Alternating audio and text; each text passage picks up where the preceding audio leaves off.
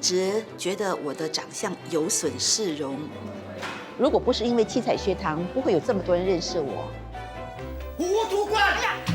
跟花亮第一次演出的心情是忐忑不安的。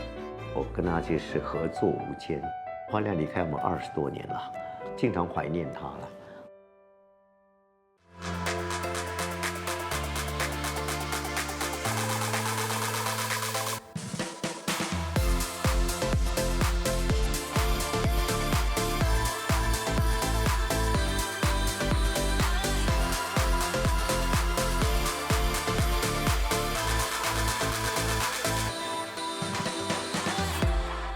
我依然精彩，我是陈兆景，我是刘诗璇。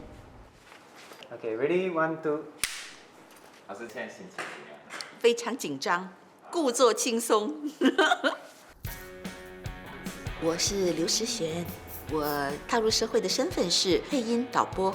那么现在我的身份是，但凡任何跟声音有关、跟表演有关的工作，我都嘎一脚。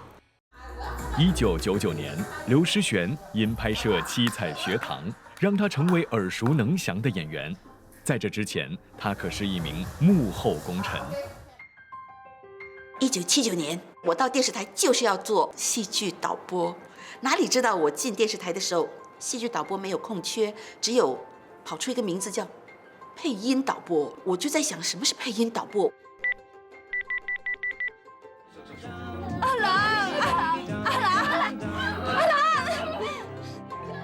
？1979年，配合讲华语运动，电视台把从香港买来的连续剧进行华语译配。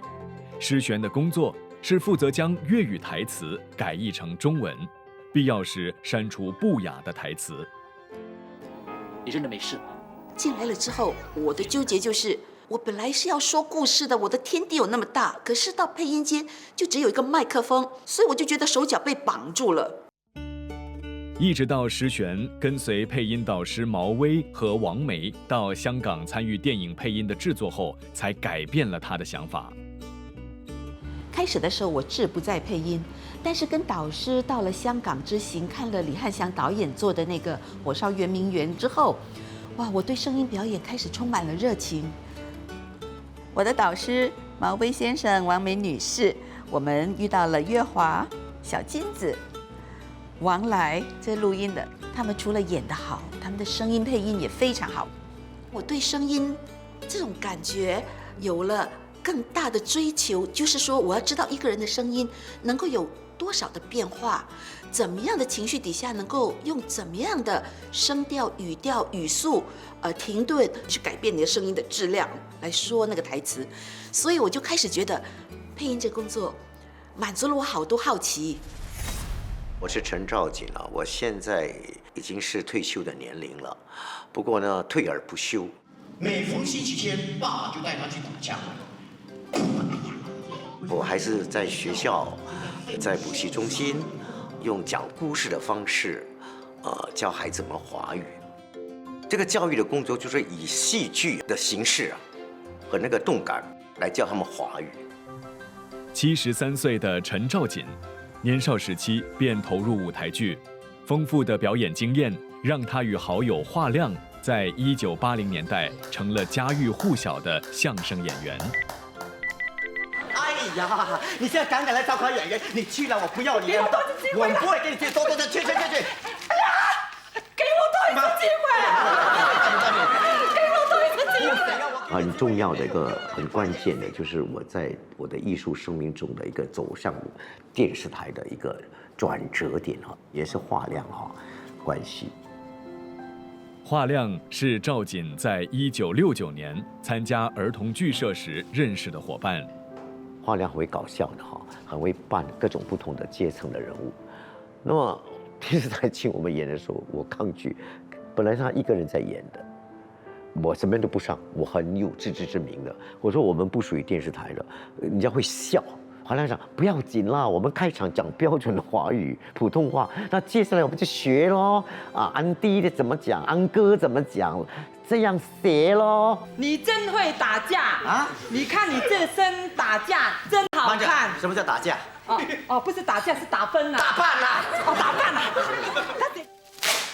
犯人，报上名来。猪肉松，我说你英文名，泡臭。我这个人是很现实的，演出只是演呢，赚多少钱啊？我跟花亮讲，上台那一刻，你想到下台的时候了。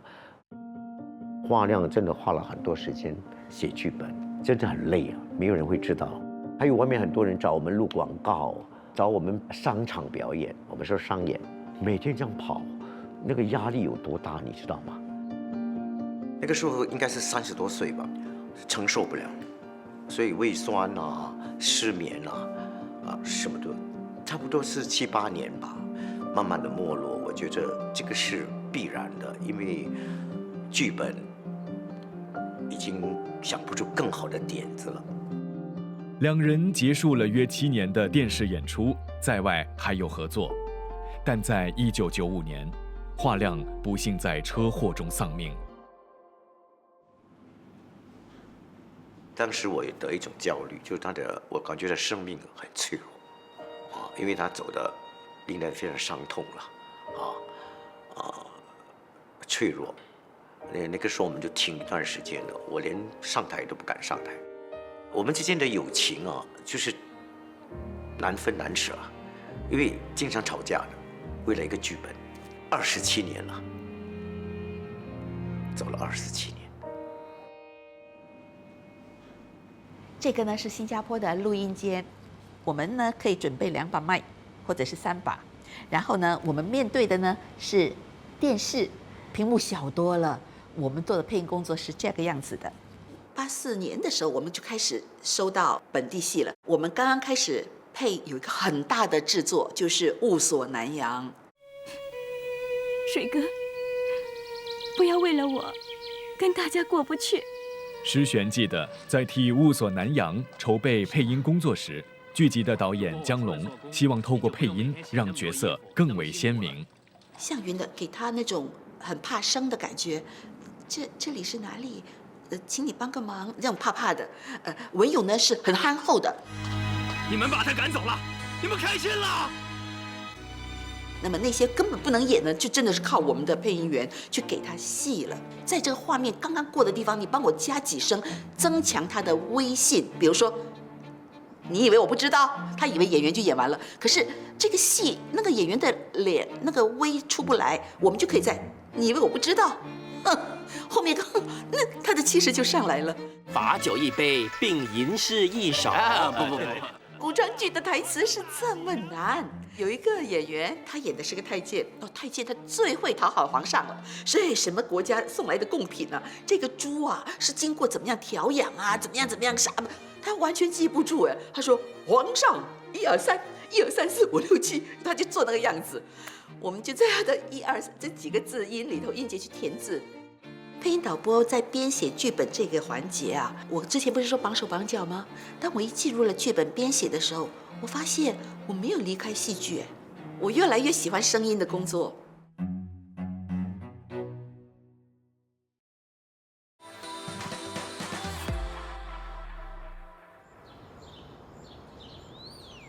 因为这个采访，我会遇到七彩学堂的一群伙伴，我非常期待。因为我们曾经为了当时的那个七彩之梦努力过、合作过、奋斗过。同学们，哎呦，你们的林金福老师呢？他回营受训，这一堂课呢就由我来教。英莲洗齿映苍苔，小扣柴门久不开。我本来以为这个是个小角色，没想到原来是个主要角色。当时刘诗璇的上司允许他参与演出，但他只能利用下班后的时间拍摄。这个对我的体力考验很大，因为我们是拍到晚上1点，如果再 OT 一下到2点，回到家卸了妆4点睡觉，第二天早上8点半又得出现在公司。思璇当他进组的时候，他不只是一个演员，他其实还是一个很好的导师。他也帮助了我们所有的学生的华语，把整个程度再拉上了。I water my hair grow lah. Sometimes we cannot pronounce the words all right. She will actually help us to find alternative words. 诗璇在媒体这行真的是很有热忱，只要可以接触到他的人就知道他有多热忱在这份工作，就是不做到最好，他是不死心的。当诗璇忙得人仰马翻的同时，他所服务的配音组却接到在2000年解散的消息。其实，从1990年代末，本地连续剧开始用演员的原声播出，配音组已无需替剧集进行译配。结束一个我看着他开始的一个部门哦，很难过的。虽然那个时候有七彩学堂拍摄的那个可以分散了我一些专注于哀伤的那个时间，我是舍不得那个嘉里古善的那个工作环境。那个地方曾经让我有很多学习的空间，我很感谢，因为那个平台让我能够做到，而且又喜欢做的，有这么多机会。离开他之后，那个在做的事情还是在延续着，而且好像没有停止的一天。只要我还能做事，还愿意做事，我是很愿意一直做下去的。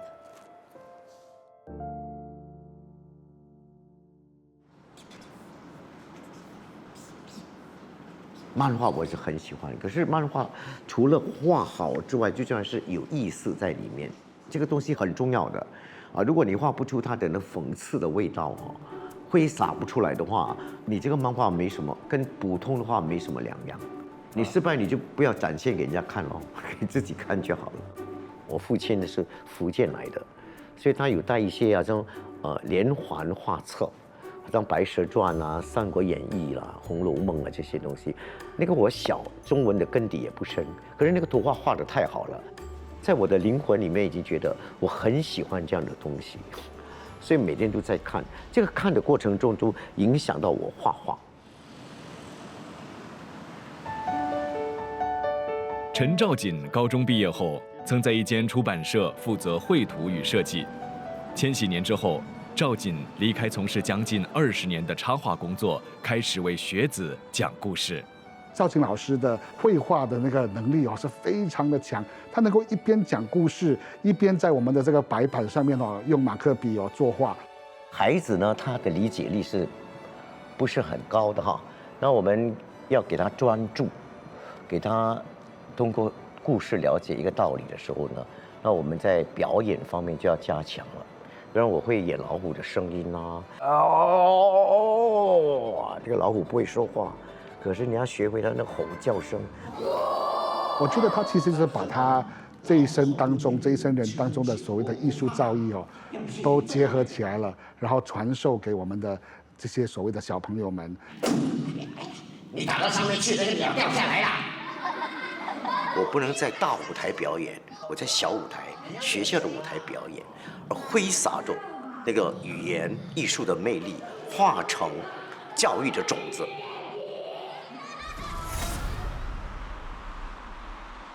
我接了一个英语舞台剧，今天呢来化妆定妆，化腐朽为神奇。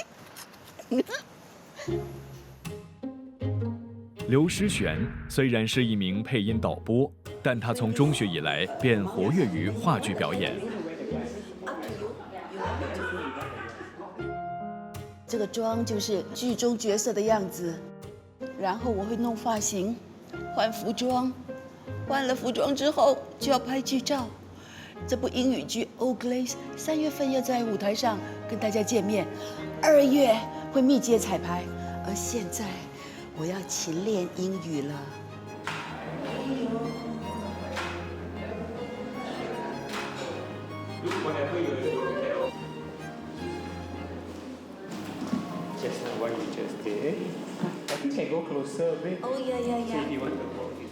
我在华语的表演世界里头是如鱼得水，很自在。电视台可能没有嫌弃我这张有损市容的脸。有个英语的情境剧叫做《Young Sisters》，拉我去试镜哎。He is teaching us salsa. So，所以我在华语剧有一部七彩学堂，我在英语剧有一个 Young Sisters， 我已经很满足了。你看，有山有树的，是不是森林？赵瑾在校园讲故事已有20多年，这份坚持跟他儿时的学习经历有着密切的关系。很感伤，就是我在70年前我还在爬的年龄啊。我是在印尼来的哈，这个小岛完全没有文化氛围的。然后我读1年级的中文就关闭了。当年赵瑾的父亲为了让他学中文，决心送他一人来新加坡求学。来到了新加坡，除了读书之外，我是很孤独的，因为这里没有什么亲人。赵瑾热爱文艺活动，于是便加入儿童剧社。这个就是在忙碌中演康乐活动，很开心。那个时候我很瘦很黑，营养不足。要不是有这样的艺术作为桥梁，我真的不能活下去了。这个是我第一次非常辛苦上台的一个演出，叫《装死的这回真的死》。不过我这个演这个时候，我的华语不是很好的，我的中文有印尼腔，走调了，所以我很自卑。那个时候我不停地练绕口令、朗诵诗歌啊。经过多年的磨练，赵瑾的语言能力大大进步，有了更多的演出机会。后来，他也担任导演的工作。我自己自导自编的一部戏叫《一条绝路》，是改编自一个外国剧本，讲一个妓女的故事啊。一个赵文娟，也是我们剧社的同学，她刚从外国回来，我就叫她跟我一起演了。这部戏拿到1984年拿到最佳演出奖，啊，导演奖我也中啊。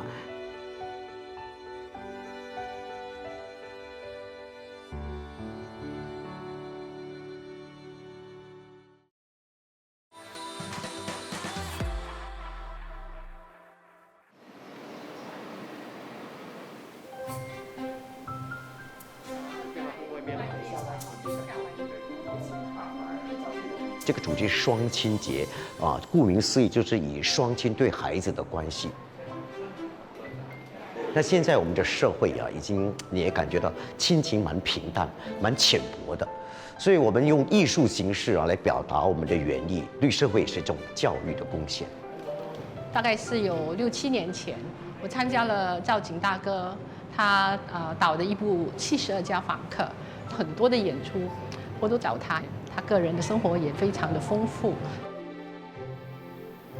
大家好，我原本是土生土长的印尼华侨，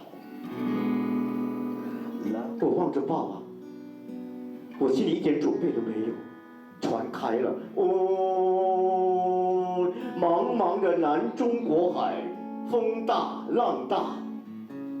我当年来新加坡啊，是我父亲千方百计把我带来的，所以我对父亲的思念啊，尤其是现在特别的浓郁。就是说，他很早就去世了，所以人家说子欲养啊，亲不在，就是树欲静风不止。这个时候的心情就这样，变成永生的遗憾。老爸，我现在好想抱你一下。我很久没有表演了，因为一些人家觉得我已经跟表演这个关系已经脱节了，哎，没有人请了嘞，好，所以现在让他们感觉到我宝到位了，好了。我爸爸大声的喊：“我的孩子交给你了！”一种演技的累积，这种艺术资产呢，一直保留到现在。你再不表演的话，就生锈了。开枪的人，你的眼神一定要专注对于那个人。这个过去几年，刘诗璇在新传媒学院开设的演员训练班，传授声音表演课程。你乱了你！身为一位演员，如果你的字很懒散的话，可能观众会听不懂你在说什么。因为我拍了七彩学堂，又多认识了人，也就使到我有机会开拓了另一个新的窗口。我担任过电影、艺人、现场台词指导。我开始遇到一个最大的工程呢，是彭耀顺的。差点被警察误会我贩卖人口。我帮他把台词弄得短一些，然后他成功的演完了，而且很受欢迎，我心底偷偷的高兴着。我是来这里呢，跟一群志同道合的朋友活动。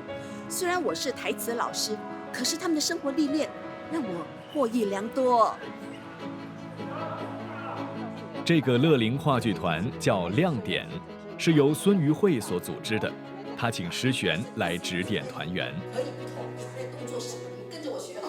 这里学习到很多东西啦，怎么样把那个台词练好啊？虽然是已经有剧本了，可是我们不能够照这样讲嘛，一定要有感情的，这些都是慢慢学习中得来的。Ready, action！ 讲什么事？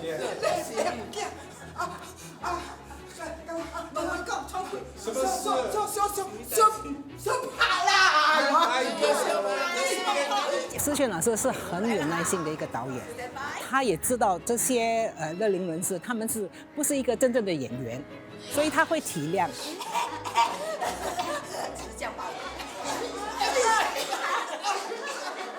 生命来到我这个阶段，我65岁了，我不期待什么东西了。